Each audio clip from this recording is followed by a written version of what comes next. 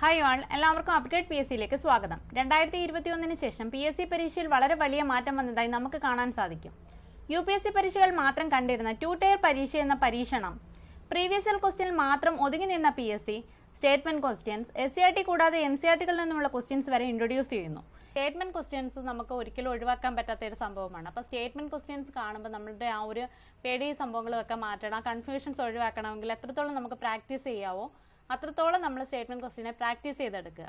ഒരു ക്വസ്റ്റ്യൻ മിക്ക ആൾക്കാരും ടെക്സ്റ്റ് വായിച്ച് ഇങ്ങനെ വരുമ്പോഴത്തേക്ക് കുറേ ആകുമ്പോഴത്തേക്ക് ഒരു ചാപ്റ്ററിന്റെ പകുതിയൊക്കെ ആകുമ്പോഴത്തേക്കോ ഇത് വായിച്ചിട്ടൊരു സുഖം കിട്ടുന്നില്ല എന്നുള്ളൊരു അവസ്ഥയിൽ എത്തും. അപ്പോൾ അതിൽ നിന്ന് എപ്പോഴും സ്റ്റേറ്റ്മെന്റിനെ നേരിടാൻ നല്ലത് നമ്മൾ ക്വസ്റ്റ്യൻസ് ചെയ്യുക, മാക്സിമം ക്വസ്റ്റ്യൻസ് ചെയ്യുക. അപ്പോൾ ക്വസ്റ്റ്യൻസ് ചെയ്യുമ്പോൾ 1-2 സ്റ്റേറ്റ്മെന്റ് വായിക്കുമ്പോൾ അറിയത്തില്ലെങ്കിൽ ആ ഭാഗം ടെക്സ്റ്റിൽ എവിടെയാണെന്ന് നോക്കി നമ്മളത് പഠിക്കുക. അപ്പം നമ്മളത് ജീവിതത്തിൽ ഒരിക്കലും മറക്കില്ല. അപ്പോൾ ആ ഒരു സിസ്റ്റമാണ് നമ്മളിവിടെ പ്രൊവൈഡ് ചെയ്യുന്നത്. നമ്മൾ LDC വേരിയസ് ടെസ്റ്റ് സീരീസ് എന്ന് പറഞ്ഞ സീരീസ് സ്റ്റാർട്ട് ചെയ്തിട്ടുണ്ട്. കൂടുതൽ ഡീറ്റെയിൽസിനായിട്ട് 7012030492 എന്ന നമ്പറിൽ കോൺടാക്ട് ചെയ്യുക. അപ്പോൾ നമുക്കൊരു സ്റ്റേറ്റ്മെന്റ് ക്വസ്റ്റ്യൻ വന്നു കഴിഞ്ഞാൽ എന്തൊക്കെയാണ് ആദ്യം നോക്കേണ്ട കുറച്ച് സംഭവങ്ങളെന്നാണ് പറയുന്നത്. ആദ്യം എന്തിനെക്കുറിച്ചാണ്, എന്താണ് ചോദിച്ചിരിക്കുന്ന ക്വസ്റ്റ്യൻ, അതാണ് ഏത് സബ്ജക്റ്റിനെ റിലേറ്റ് ചെയ്താണ് ക്വസ്റ്റ്യൻ ചോദിച്ചിരിക്കുന്നത് എന്നാണ് ആദ്യം നമ്മൾ ക്വസ്റ്റ്യൻ നോക്കേണ്ടത്. അതിനുശേഷം നമ്മൾ ഓരോ സ്റ്റേറ്റ്മെന്റും വായിക്കുന്നതിന് മുന്നേ തന്നെ നമുക്ക് എന്താ സബ്ജക്റ്റിനെ കുറിച്ച് അറിയാമെന്നൊരു ഓർമ്മ നമുക്കുടെ മനസ്സിലുണ്ടായിരിക്കണം. അതിനുശേഷം നമ്മൾ നോക്കണം ശരിയാണോ തെറ്റാണോ ചോദിച്ചിരിക്കുന്നത്. അത് നിന്നിട്ട് അവിടെ ഒരു അണ്ടർലൈൻ ചെയ്ത് വെക്കുക. ശരിയാണെങ്കിൽ ശരി എന്നു അണ്ടർലൈൻ ചെയ്ത് വെക്കുക. പലർക്കും എക്സാമിന് പറ്റുന്നതാണ്. ശരിയായത് ഏതെന്ന് ചോദിച്ചാൽ നമ്മൾ കറക്റ്റായിട്ട് എഴുതും. പക്ഷെ തെറ്റായത് ഏതെന്ന് ചോദിച്ചാൽ നമ്മൾ തെറ്റായത് ഏതെന്ന് വായിക്കത്തില്ല. നമ്മളത് ശരിയാണെന്ന് വിചാരിച്ച് അങ്ങനെ ഓപ്ഷൻ തെറ്റിക്കുന്ന ആൾക്കാർ ഒരുപാടുണ്ട്. അപ്പോൾ അത് നമ്മൾ കറക്റ്റായിട്ട് നോക്കുക. പിന്നെ ഓപ്ഷൻ എലിമിനേഷൻ, 1-2 ഓപ്ഷൻസ് നമുക്ക് എന്തെങ്കിലും നമുക്ക് ഇതുമായിട്ട് കണക്ട് ചെയ്യാൻ പറ്റുന്നില്ല എന്നുണ്ടെങ്കിൽ അതിനെ നമുക്ക് എലിമിനേറ്റ് ചെയ്ത് നമുക്ക് ആൻസറിൽ വന്നെത്താം. പിന്നെ ഏറ്റവും ഇമ്പോർട്ടൻ്റ് ആയിട്ടുള്ള എപ്പോഴും സ്റ്റേറ്റ്മെന്റിന് വേണ്ടത് പ്രാക്ടീസാണ്. Practice makes a man perfect എന്നല്ലേ പറയുന്നത്. അപ്പോൾ പ്രാക്ടീസ് അതാണ് ഏറ്റവും ഇമ്പോർട്ടൻ്റ് ആയിട്ട് വേണ്ടത്. അപ്പം നമ്മൾ ഇന്ന് നോക്കുന്നത് പൊതുഭരണം എന്നൊരു ചാപ്റ്ററാണ്. 10ാം ക്ലാസ്സിലെ 3ാമത്തെ ചാപ്റ്ററാണ്. അതിൽ ഇമ്പോർട്ടൻ്റ് ആയിട്ടുള്ള ക്വസ്റ്റ്യൻസ് ആണ് നമ്മൾ ഇന്ന് പറയുന്നത്. ക്വസ്റ്റ്യൻ നോക്കൂ. ചുവടെ തന്നിരിക്കുന്നത് ലോക്പാലുമായി ബന്ധപ്പെട്ട ശരിയായ പ്രസ്താവന കണ്ടെത്തുക. അപ്പം നമ്മൾ ആദ്യം എന്താണ് സബ്ജക്റ്റ് നോക്കുക, എന്താണ് ലോക്പാൽ. അപ്പം നമ്മളൊന്ന് ജസ്റ്റ് ഒന്ന് റിവൈൻഡ് ചെയ്യുക, നമ്മൾ ലോക്പാലിനെ കുറിച്ച് നമുക്ക് എന്തൊക്കെ അറിയാം എന്ന് ആലോചിച്ചതിന് ശേഷം മാത്രമേ നമ്മൾ ഓപ്ഷനിലേക്ക് സ്റ്റേറ്റ്മെന്റിലേക്ക് പോകാവുള്ളൂ. അല്ലെങ്കിൽ നമുക്ക് ആകെ കൺഫ്യൂഷൻ അടിച്ചു പോകും. അപ്പം നമുക്ക് ഇത് ജസ്റ്റ് പറയുന്നതിന് മുമ്പേ നമുക്ക് ആ ടെക്സ്റ്റിലെ ആ ഭാഗം ഒന്ന് കണ്ടിട്ട് വരാം. ലോക്പാലും ലോകായുക്തയും. ഭരണതലത്തിൽ ഉദ്യോഗസ്ഥ തലത്തിലും രാഷ്ട്രീയ തലത്തിലുമുള്ള അഴിമതി തടയുന്നതിന് രൂപം നൽകിയിരിക്കുന്ന സ്ഥാപനമാണ് ലോക്പാലും ലോകായുക്തയും. ദേശീയ തലത്തിൽ അഴിമതി തടയുന്നതിനായി രൂപം നൽകിയ സ്ഥാപനമാണ് ലോക്പാൽ. പൊതുപ്രവർത്തകർക്കെതിരെയും ഉദ്യോഗസ്ഥർക്കെതിരെയും ഉന്നയിക്കപ്പെടുന്ന അഴിമതികളിൽ നിന്ന് കേസെടുത്ത് അന്വേഷിക്കുവാനും നടപടികൾ നിർദ്ദേശിക്കുവാനും ലോക്പാലിന് അധികാരമുണ്ട്. ഇത്രയാണ് സംസ്ഥാന തലത്തിൽ അഴിമതി കേസുകൾ പരിശോധിക്കുന്ന രൂപം നൽകിയ സ്ഥാപനമാണ് ലോകായുക്ത. ലോകായുക്തയുടെ കാര്യമാണ്. ഇത്രയാണ് ലോക്പാൽ പറയുന്നത്. അപ്പം നമുക്ക് തിരിച്ച് ക്വസ്റ്റ്യനിലേക്ക് പോകാം. ദേശീയ തലത്തിൽ പ്രവർത്തിക്കുന്നു, നമ്മളത് അവിടെ അപ്പുറത്ത് വായിച്ചല്ലോ. ദേശീയ തലത്തിൽ അഴിമതി തടയുന്നതിനായി. അടുത്തത് ഭരണത്തിലും ഉദ്യോഗസ്ഥ തലത്തിലും രാഷ്ട്രീയ തലത്തിലുമുള്ള അഴിമതി തടയുന്നു. അതുകൊണ്ടല്ലോ ഭരണതലത്തിലും ഉദ്യോഗസ്ഥ തലത്തിലുമുള്ള രാഷ്ട്രീയ തലത്തിലുമുള്ള അഴിമതി തടയുന്നതിന് ആണല്ലോ.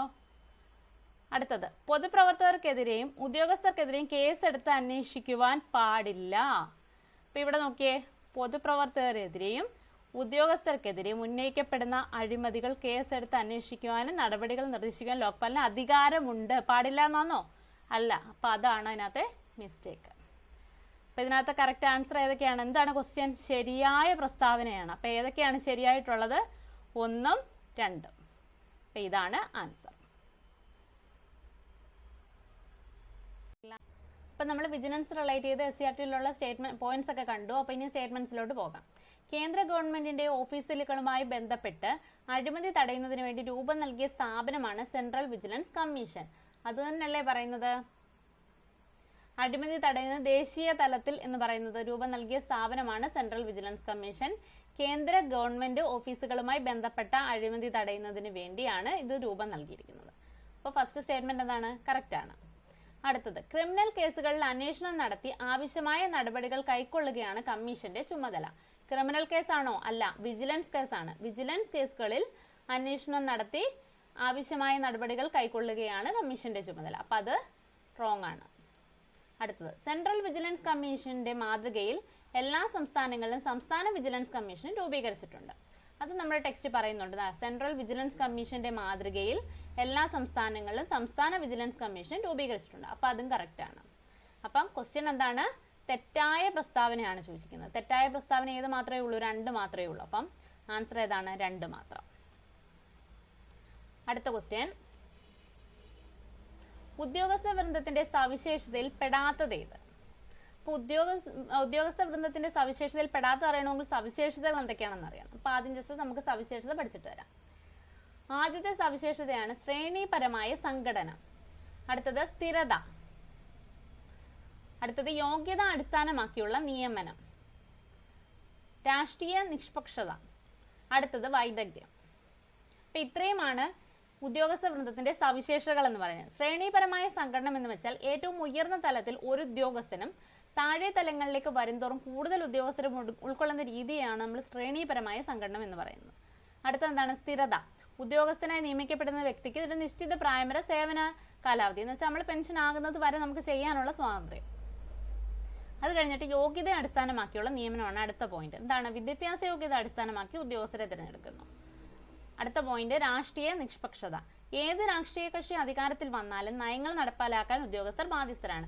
രാഷ്ട്രീയ കക്ഷി ഏതായാലും അവനവന്റെ ഉത്തരവാദിത്തത്തിനകത്ത് ജോലിക്കകത്തുള്ള ഉത്തരവാദിത്തം എന്തായാലും അത് അതുപോലെ തന്നെ നടപ്പിലാക്കണം.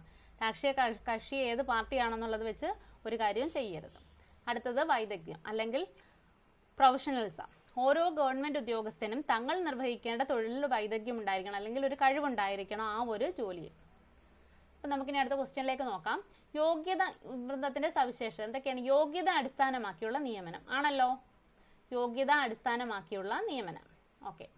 അടുത്തത് ശ്രേണിപരമായ സംഘടന. ശ്രേണിപരമായ സംഘടനമാണ് നമ്മൾ ആദ്യം പറഞ്ഞ പോയിന്റ്. അപ്പൊ അതും കറക്റ്റ് ആണ്. അടുത്തത് പ്രൊഫഷണലിസം. അത് നമ്മൾ പറയുന്നുണ്ട്. എവിടാണ് പ്രൊഫഷണലിസം? ഏറ്റവും ലാസ്റ്റ് വൈദഗ്ധ്യം പറയുന്നുണ്ട്, കഴിവ് പറയുന്നുണ്ട്. അപ്പൊ അതുകൊണ്ട് അപ്പൊ അടുത്ത് എന്താണ് ക്വസ്റ്റ്യൻ ചോദിച്ചാൽ സവിശേഷതയിൽ പെടാത്തതാണ് ചോദിച്ചത്. അപ്പൊ ഇതുണ്ടോ? പെർഫോമൻസിനെ കുറിച്ച് ഒന്നും പറയുന്നില്ല. അപ്പൊ പെർഫോമൻസ് ആണ് ഇതിനകത്ത് ഇല്ലാത്തപ്പം 4 മാത്രം. അപ്പൊ ഇങ്ങനെയുള്ള ക്വസ്റ്റ്യൻസ് എല്ലാം നമ്മുടെ അപ്ഗ്രേഡ് കേരള PSC എന്ന് പറഞ്ഞ ടെലിഗ്രാം ചാനലുണ്ട്. ഇതിൽ നമ്മളിത് റിലേറ്റ് ചെയ്ത ക്വസ്റ്റ്യൻസും അതിന്റെ ഡീറ്റെയിൽഡ് എക്സ്പ്ലനേഷൻ എല്ലാം നമ്മൾ ഇടുന്നുണ്ട്. അപ്പം നമ്മുടെ ഈ ടെലിഗ്രാം ഗ്രൂപ്പിൽ ജോയിൻ ചെയ്യുക. നിങ്ങൾക്ക് അത് റിലേറ്റ് ചെയ്തിട്ടുള്ള എല്ലാ ഡീറ്റെയിൽസും അവൈലബിൾ ആയിരിക്കും. അപ്ഗ്രേഡ് കേരള PSC എന്നാണ് ടെലിഗ്രാം ചാനൽ. പിന്നെ കൂടാതെ ഈ വീഡിയോയുടെ താഴെയുള്ള ഡിസ്ക്രിപ്ഷൻ ബോക്സിലും കാണും. അപ്പം എല്ലാവരും അല്ലെങ്കിൽ ജോയിൻ ചെയ്യുക. അടുത്ത ക്വസ്റ്റ്യൻ, പൊതുഭരണം കാര്യക്ഷമമാക്കുന്നതിന് സേവനാവകാശ നിയമം സഹായിക്കുന്നതുമായി ബന്ധപ്പെട്ട് തന്നിട്ടുള്ളതിൽ ശരിയായത് കണ്ടെത്തുക. അപ്പൊ എന്താണ് പൊതുഭരണം സേവനാവകാശ നിയമത്തെ കുറിച്ചാണ് നമ്മൾ ഇനിയും പറയുന്നത്. സേവനാവകാശം സർക്കാർ ഓഫീസുകളിലും പ്രദർശിപ്പിച്ചിരിക്കുന്ന ഒരു ബോർഡാണിത്. സേവനാവകാശത്തെ കുറിച്ച് എന്തൊക്കെ സേവനങ്ങളാണ് ലഭ്യമാകുന്നതെന്ന് വെച്ചാണ് അത് പറയുന്നത്. സർക്കാർ സേവനങ്ങൾ കൃത്യമായും ഉറപ്പായും ജനങ്ങളിൽ ലഭ്യമാക്കാൻ അവസരമൊരുക്കുന്ന നിയമമാണ് സേവനാവകാശ നിയമം. ഓരോ സർക്കാർ ഓഫീസിലും നൽകുന്ന സേവനങ്ങൾ എത്ര കാലപരിധിക്കുള്ളിൽ നൽകണമെന്നും ഈ നിയമനം അനുശാസിക്കുന്നു. അർഹതപ്പെട്ട സേവനം നിശ്ചിത കാലത്തിനകം പൗരന് നൽകിയില്ലെങ്കിൽ ഉത്തരവാദിത്തപ്പെട്ട ഉദ്യോഗസ്ഥന് പിഴ ഒടുക്കണമെന്നുള്ള വ്യവസ്ഥയും നിയമത്തിലുണ്ട്.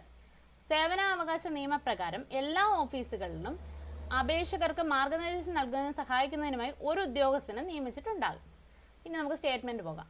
എല്ലാ ഓഫീസുകളിലും ഇതിനായി 2 ഉദ്യോഗസ്ഥരുണ്ടാവും. ഒരു ഉദ്യോഗസ്ഥനല്ലേ ഉണ്ടാവൂ. അപ്പൊ അതൊരു മിസ്റ്റേക്കാണ്. അടുത്തത് പരിഹാര നടപടികൾ സ്വീകരിക്കാൻ സാധിക്കുന്നു. അത് കറക്റ്റാണ്. ഓരോ സർക്കാർ ഓഫീസുകളിൽ നൽകുന്ന സേവനങ്ങൾ എത്ര കാലപരിധിക്കുള്ളിൽ നൽകണമെന്ന് അനുശാസിക്കുന്നു. അതും കറക്റ്റാണ്. അപ്പൊ ശരിയായ പ്രസ്താവന എന്ന് ചോദിച്ചിരിക്കുന്ന 2ഉം 3ഉമാണ് ശരി. 10ാം ക്ലാസ്സിലെ പൊതുഭരണം എന്ന ചാപ്റ്ററാണ് നമ്മൾ ഇതുവരെ ഡിസ്കസ് ചെയ്തുകൊണ്ടിരുന്നത്. അതിൽ ഒരു 3-4 ഇമ്പോർട്ടൻ്റ് ആയിട്ടുള്ള ക്വസ്റ്റ്യൻസ് മാത്രമേ നമ്മൾ അറ്റൻഡ് ചെയ്തിട്ടുള്ളൂ. അപ്പോൾ കൂടുതൽ ഡീറ്റെയിൽസിനായിട്ട് നമുക്കൊരു ടെലിഗ്രാം ചാനലുണ്ട്. അപ്ഗ്രേഡ് കേരള PSC KPSC എന്നാണ് നമ്മുടെ ടെലിഗ്രാം ചാനൽ നെയിം. അപ്പോൾ ഇത് നമ്മുടെ ടെലിഗ്രാമിൽ കയറി സെർച്ച് ചെയ്ത് കഴിഞ്ഞാൽ അപ്ഗ്രേഡ് കേരള PSC എന്ന് കൊടുത്താൽ ഒരു ലിങ്ക് കിട്ടും. ആ ടെലിഗ്രാം ഗ്രൂപ്പിൽ ജോയിൻ ചെയ്യുക. ഇല്ലെങ്കിൽ നമ്മുടെ ഡിസ്ക്രിപ്ഷൻ ബോക്സിലും ഈ ടെലിഗ്രാമിൻ്റെ ലിങ്ക് ഉണ്ടായിരിക്കുന്നതാണ്. അപ്പം നമ്മൾ സ്റ്റേറ്റ്മെന്റ് എത്രയും എളുപ്പത്തിൽ നമുക്ക് സ്റ്റേറ്റ്മെന്റ് ക്വസ്റ്റ്യൻസ് അറ്റൻഡ് ചെയ്യാമെന്നുള്ളത് പ്രാക്ടീസിൽ കൂടി മാത്രമേ പറ്റുകയുള്ളൂ. പ്രാക്ടീസിന് പ്രധാനമായിട്ടും വേണ്ടത് ഒരുപാട് സ്റ്റേറ്റ്മെന്റ് ക്വസ്റ്റ്യൻസും നമ്മൾ ചെയ്യുക. അപ്പോൾ ഒരുപാട് സ്റ്റേറ്റ്മെന്റ് ക്വസ്റ്റ്യൻസിനായി നമ്മൾ ടെസ്റ്റ് സീരീസ് ഒക്കെ പ്രൊവൈഡ് ചെയ്യുന്നുണ്ട്. അപ്പോൾ നമ്മുടെ ടെലിഗ്രാം ചാനൽ ജോയിൻ ചെയ്യുക, upgrade KPSC. Okay, thank you.